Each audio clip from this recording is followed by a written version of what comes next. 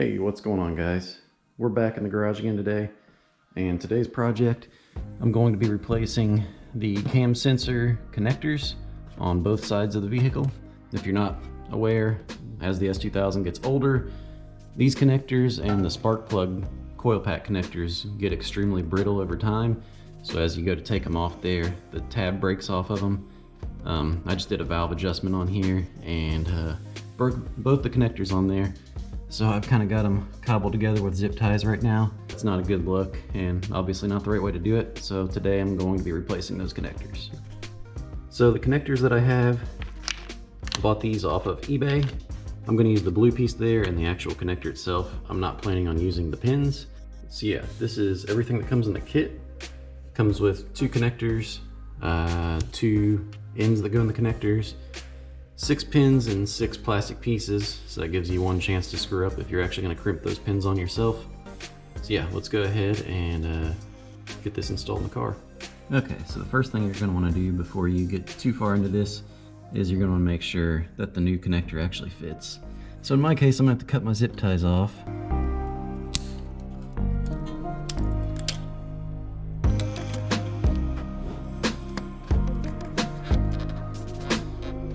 And I'm just going to slide this connector on here, make sure everything clips into place. And it does. So my connector fits. So I'm going to go ahead and get started with transferring over the wiring. Okay, so you can see here that looking down on the connector, there's a yellow wire on the right and a black wire on the left. You're going to want to make sure you put those in the right spot on the new connector. Okay, so the first thing I'm going to do is I'm going to pull the blue piece out.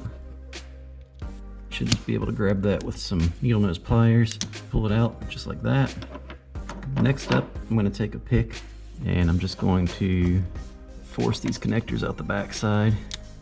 Actually, this thing's so brittle, these things are kind of just falling out anyway.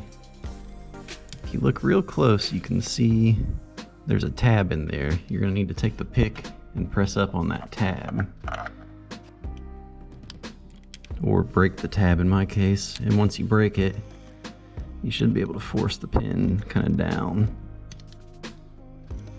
Yeah, my connector's so brittle, it's just falling apart.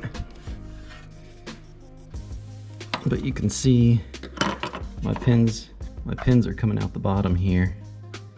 And I really didn't have to disengage that tab because the connector just kind of fell apart.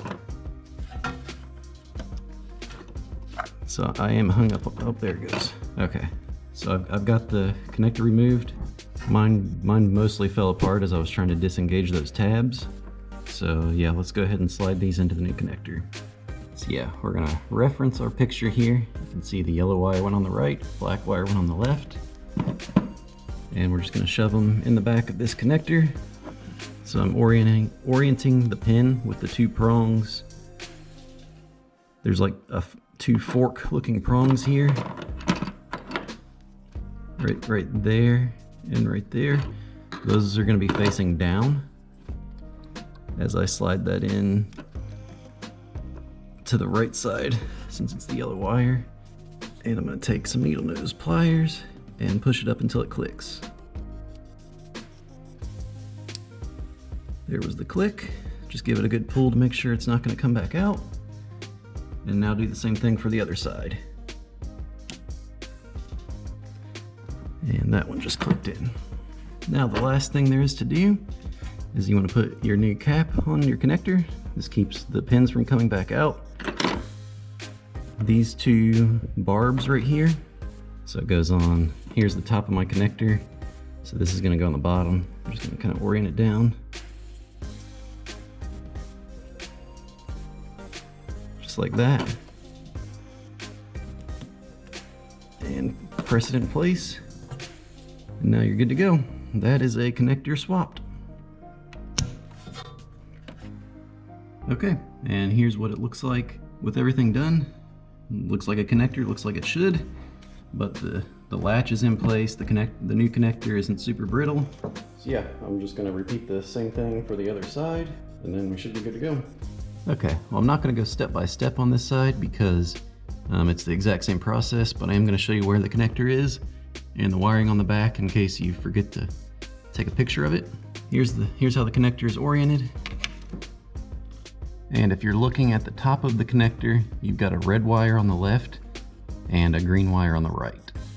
Okay, so we got both the connectors replaced. Nothing fancy, but it's definitely a job that needed to be done. You don't want your cam sensors walking off while you're driving. So yeah, that's about all I had for today. We're here in the middle of January and it's cold outside, so there's not a whole lot going on with the car. So yeah, I just wanted to go ahead and knock out this quick project today. Just something to do. Hopefully that can help some of you guys out.